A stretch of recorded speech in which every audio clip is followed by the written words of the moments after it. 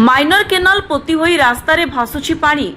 Minor canal भांगी रास्तारे पानी गड़िबा सह घर भितरे पशुछि पानी। एभली दृश्य देखिबाकू मिलिछि कालीमेला ब्लॉक अंतर्गत भुवनपाली पंचायतर कांदीगुड़ा ग्राम निकटरे। बहु दिन धरी एभली केनाल पानी रास्तारे गड़िबा सह घर भितरे आंठुए पानी रहिथिबा बेले घरु बाहरिबा पई पानी भितरे पसी रास्ता को जिबाकू पड़े।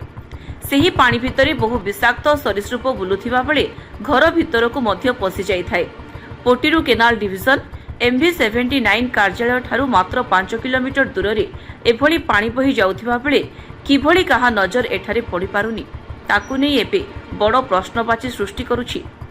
कांदीगुड़ा गंगाचोड़ी बहुत दिन है तो जे पानी जो माटी जेटा बोरतेला तो ये 2-3 वर्ष है हाय पस जाচ্ছে सब जे गोरे सब जे पाखरे जमी बच सब कारा बही गला सब पानी बेसी पानी जो भांगी गला जे गांगा घर घर पसला पानी सब जमी बा नष्ट होला सब बहुत 3-4 वर्ष होला केनल ठीक करबा के रामा गाँव कांदीगुड़ा से पानी तो केनाल आइकिना सब दिन पोरछ मोर घरे बा के बिजी बिजी रोपसन 3 वर्ष 4 वर्ष सेंते एला काने सर कोस भी देबो হলে কোন মানে সরকারকে কোন করবে सरकार को सेटा क्लियर करबो भाई কয়বার।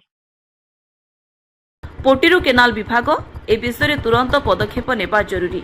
तेबे देखिबा पई बाकी रहिला केबे एही केनाल मरामती होई पारुछि एवं केते उपकृत होई पारुछंती कांदीगुड़ा ग्रामवासी। मालकानगिरी राजेश कुमार ओझांको रिपोर्ट स्वास्तिक न्यूज।